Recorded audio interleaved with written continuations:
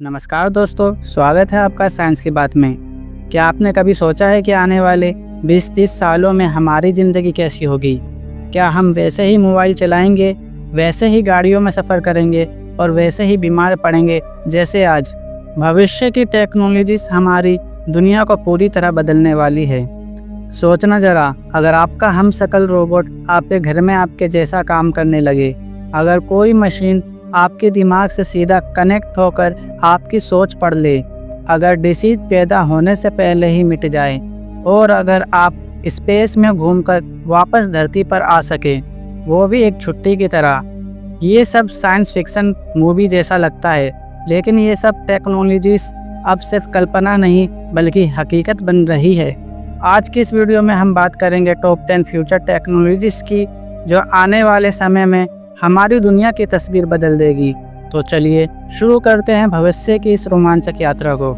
आज हम एआई को चैट जीपीटी, गूगल जेमिनी या श्री के रूप में जानते हैं, लेकिन ये तो सिर्फ बच्चे हैं असली एआई के सामने। आर्टिफिशियल जनरल इंटेलिजेंस यानी ऐसा एआई जो इंसान की तरह सोच सके, समझ सके और खुद से डिसीजन ले सके। इमेजिन कीजिए आपका एआई डॉक्टर जो लाखों मेडिकल रिपोर्ट्स एक साथ एनालाइज करके आपको सही ट्रीटमेंट दे, आपका एआई टीचर जो आपकी लर्निंग स्पीड के हिसाब से पढ़ाए, या आपका एआई फ्रेंड जो आपको अकेलापन महसूस ही ना होने दे। लेकिन यहाँ खतरा भी है।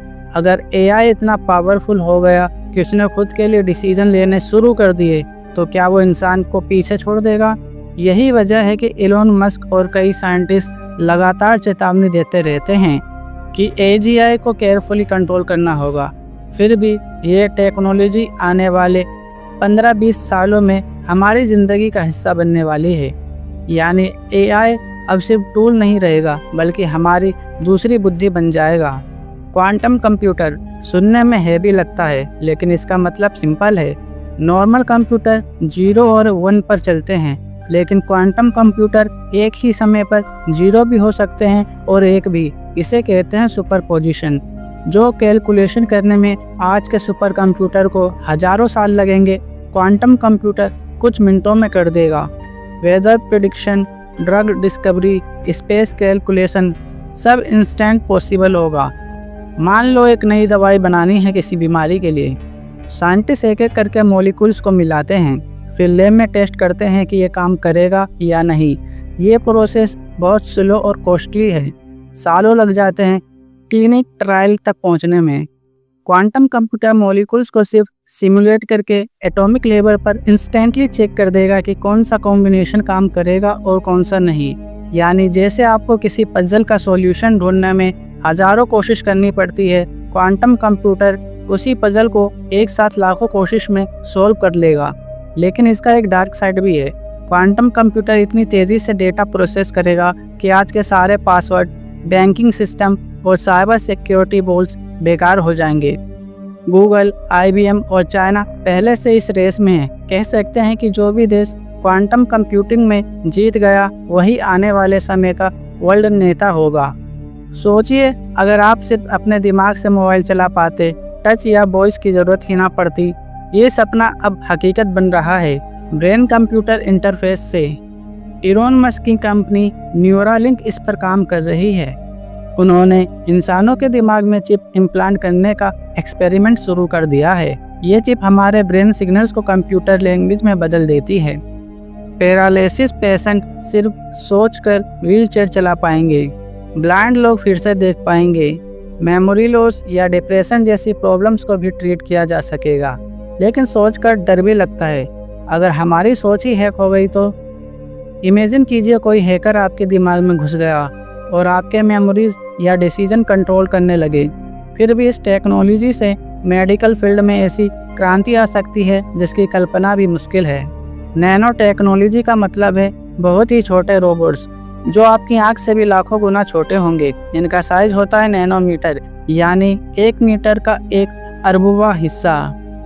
मेडिकल फील्ड में नैनोबोट्स आपके खून में घुसकर डिसीज से लड़ेंगे, कैंसर सेल्स को सिर्फ टारगेट करके ख़त्म कर देंगे बिना बॉडी को डैमेज किए। सर्जरी बिना ऑपरेशन टेबल पर पॉसिबल हो जाएगी। एक दिन डॉक्टर सिर्फ एक इंजेक्शन देगा, नैनोबोट्स आपके शरीर में जाकर ब्रोकन टिश्यूज रिपेयर कर देंगे। और सिर्फ मेडिसिन ही नहीं, नैनो टेक्नोलॉजी से सुपर मटेरियल्स भी बनेंगे। ऐसे कपड़े जो खुद से साफ हो जाए, ऐसी बैटरीज जो महीनों तक चले, और ऐसे बिल्डिंग्स जो खुद अपनी टूट फूट ठीक कर ले। ये सुनकर सच में साइंस फिक्शन मूवी जैसा लगता है, लेकिन नैनोटेक पर दुनिया भर के साइंटिस्ट तेजी से काम कर रहे हैं। आज गेमिंग में हम VR हेडसेट यूज करते हैं, लेकिन आने वाला फ्यूचर इससे कहीं आगे होगा। AR और VR मिलकर बनाएंगे मेटावर्स। मेटावर्स का मतलब है एक ऐसी डिजिटल दुनिया जहां आप घूम सकते हैं, काम कर सकते हैं और शॉपिंग भी कर सकते हैं। इमेजिन कीजिए आप घर बैठे वर्चुअल ऑफिस में कलीग से मिल रहे हैं, शॉपिंग मॉल जा रहे हैं, कपड़े ट्राई कर रहे हैं, लेकिन सब कुछ डिजिटल। ट्रैवल करना है तो घर बैठे ही पेरिस या मार्स का एक्सपीरियंस ले सकते हैं।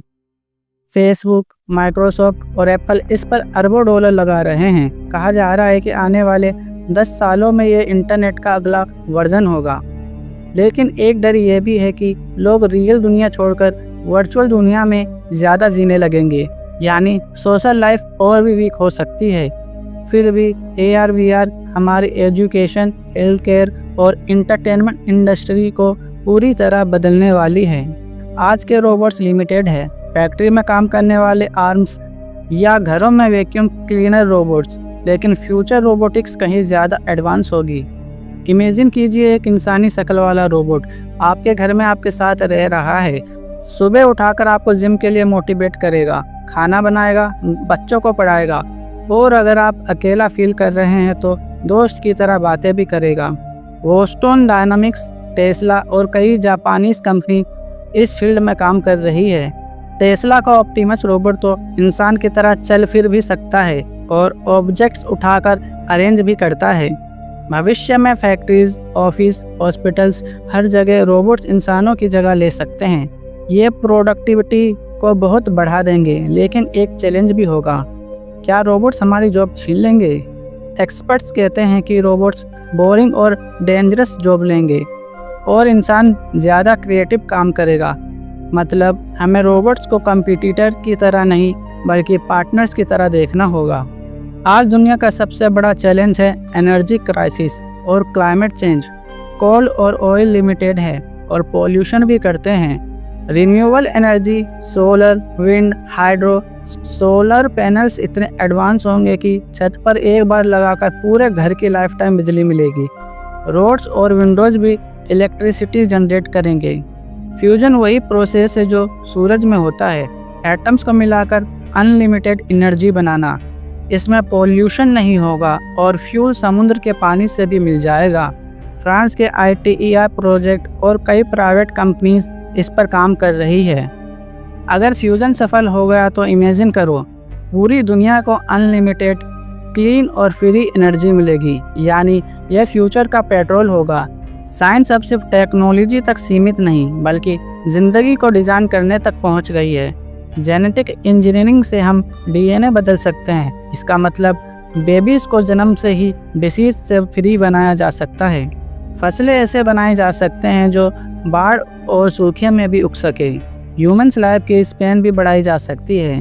क्रिस्पर नाम की टेक्नोलॉजी आज ही मौजूद है जो जीन्स को एडिट कर सकती है। भविष्य में आप डॉक्टर से कहेंगे, डॉक्टर मुझे हाइट थोड़ी और चाहिए या मेमोरी स्ट्रॉन्ग चाहिए, और वो आपके DNA को बदल देगा। लेकिन सवाल यह भी उठता है, अगर अमीर लोग अपने बच्चे को सुपर ह्यूमन बना पाए और गरीब नहीं, तो इनइक्वालिटी और भी बढ़ जाएगी। फिर भी मेडिसिन और एग्रीकल्चर में जेनेटिक इंजीनियरिंग सबसे बड़ा बदलाव लाने वाली है। आज हम रॉकेट्स को सिर्फ सैटेलाइट लॉन्च या मार्स रोवर के लिए देखते हैं, लेकिन भविष्य में स्पेस हमारी नई दुनिया होगी। स्पेस टूरिज्म शुरू हो चुका है। जेफ बेजोस की ब्लू ओरिजिन और एलन मस्क की SpaceX सिविलियंस को स्पेस में भेज रही है। अगले 20-30 सालों में मार्स पर कॉलोनी बनाने का प्लान है। एस्ट्रॉयड माइनिंग से रेयर मेटल्स लाए जाएंगे। छुट्टी मनाने आप मून रिजॉर्ट जाएंगे, या पेट्रोल की तरह रिसोर्सेज हम एस्ट्रॉयड से निकालकर धरती पर लाएंगे। स्पेस में इंटरनेट भी रियलिटी बन चुका है। स्टारलिंक सैटेलाइट्स दुनिया के सबसे रिमोट एरिया तक इंटरनेट पहुंचा रही है। स्पेस कोलोनाइजेशन से एक सवाल उठता है, क्या इंसान धरती छोड़कर दूसरी दुनिया में बस जाएगा? हो सकता है, लेकिन धरती को बचाना भी इतना ज़रूरी है। हर इंसान का सबसे बड़ा सपना है लंबी और स्वस्थ जिंदगी। भविष्य की टेक्नोलॉजी इस सपने को हकीकत बना सकती है। एंटी एजिंग मेडिसिन, साइंटिस्ट ऐसे मॉलिक्यूल्स बना रहे हैं जो एजिंग प्रोसेस को स्लो कर देंगे।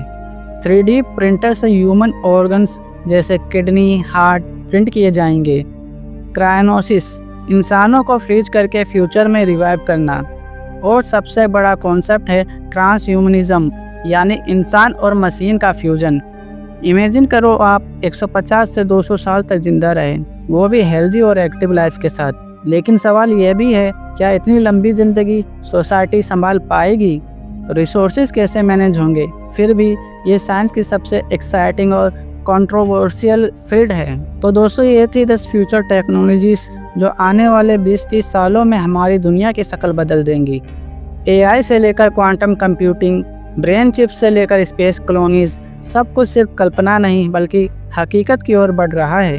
लेकिन याद रखिए, टेक्नोलॉजी अपने आप में ना अच्छी होती है ना बुरी। ये इस बात पर डिपेंड करता है कि इंसान इसका इस्तेमाल कैसे करता है। अगर हमने इसे वाजली यूज किया तो डिसीज़ ख़त्म हो जाएंगी, हंगर मिट जाएगा और इंसान नए वर्ल्ड एक्सप्लोर करेगा। लेकिन अगर गलत इस्तेमाल किया तो इनइक्वालिटी, प्राइवेसी लॉस और शायद वार्स भी बढ़ सके। भविष्य हमारे हाथ में है, इसलिए क्यूरियोसिटी, रिस्पॉन्सिबिलिटी और इनोवेशन, यही हमारी सबसे बड़ी ताकत है। अगर आपको वीडियो पसंद आया हो तो लाइक कीजिए, शेयर कीजिए, सब्सक्राइब कीजिए। तो मिलते हैं अगले एपिसोड में, तब तक के लिए बाय।